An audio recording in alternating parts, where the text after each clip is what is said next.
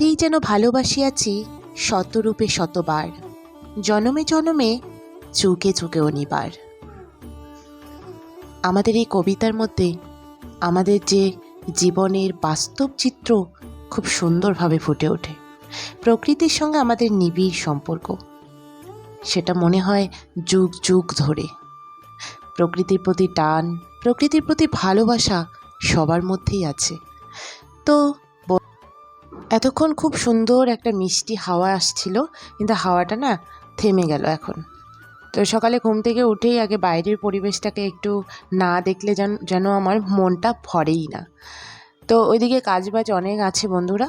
তো এখন আমি ঘরে যাব, ঘরে গিয়ে কাজগুলো সেরে নেব।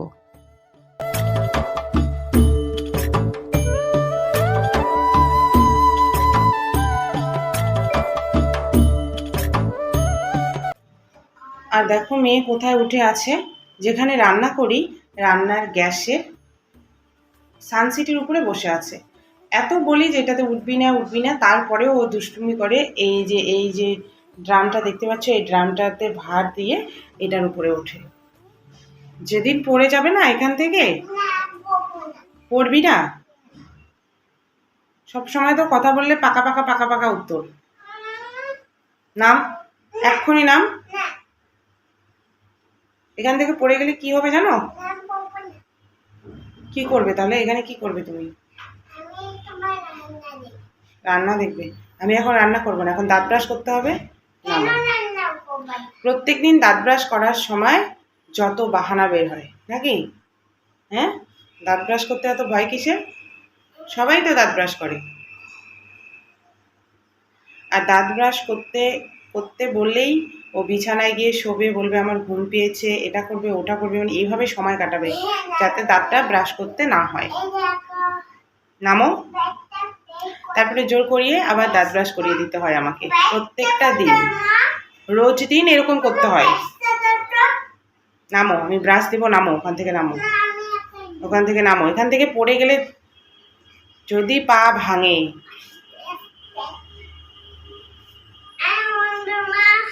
সুপ্রভাত বন্ধুরা, সবাই কেমন আছো? আশা করি সবাই অনেক অনেক ভালো আছে। আর আমরাও মা মেয়ে ভালোই আছি।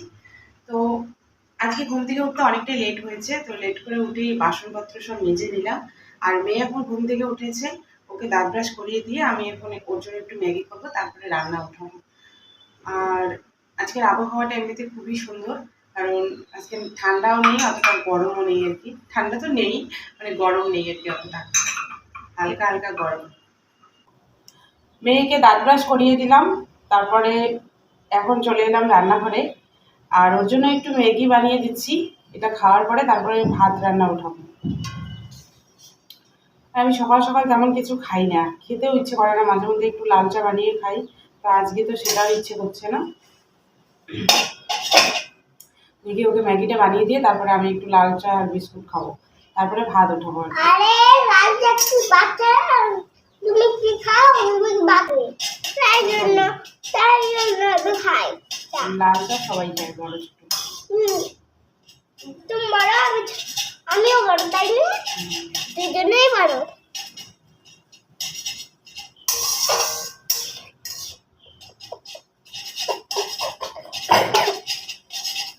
বন্ধুরা, আমার কাশি হয়েছে, তোমরা সবাই লাইক সাবস্ক্রাইব করে দিও। খুব সুন্দর বলতে পারো তুমি। হ্যাঁ, শোনাটার কাশি তাড়াতাড়ি কমে যাবে। এদিকে আসো, এদিকে। এই বন্ধুরা, সবাই যদি আমাদের ভালোবেসে থাকো তাহলে সবাই লাইক সাবস্ক্রাইব করে দিও। কত সুন্দর, সবাই লাইক সাবস্ক্রাইব করে দিবে তোমাকে। তুমি এত সুন্দর সুন্দর কথা বলতে পারো। আমাদের বন্ধু হয়, তাই আমরা সবাই লাইক সাবস্ক্রাইব করে দিই।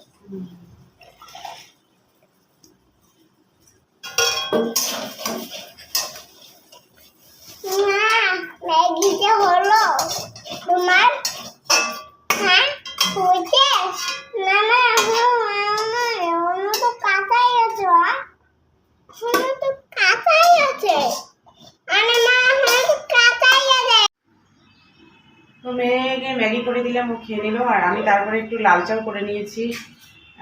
খেয়ে দিয়ে একটু মেয়ের সঙ্গে ওকে একটু বই পড়িয়ে দিলাম, একটু বসে একটু রেস্ট করে তারপরে এই যে চলে এলাম রান্নাঘরে। তো এখন রান্নাঘরে এসে দেখি রান্নাঘরে কোনো সবজিই নেই, কারণ কালকে বাজার করা হয়নি, তো সেই জন্য কোনো সবজি নেই।